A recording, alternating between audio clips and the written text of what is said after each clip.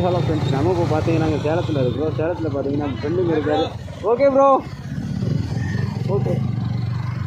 இங்கெல்லாம் வர வழியில் தான் ஃப்ரெண்ட்ஸ் பார்த்தோம். பார்த்தீங்கன்னா வர வழியில் நம்ம பார்த்து விட மாட்டேறாங்க, நல்லா கமிட்டட் ஆகிட்டாங்க. நம்ம கூட கூப்பிட்டு வரவும் மாட்டுறாங்க. அவங்களுக்கு டைம் இல்லை வரதுக்கு. இந்த மாதிரி சான்ஸில் யாரும் ஃப்ரெண்ட்ஸ் கிடைக்கும்.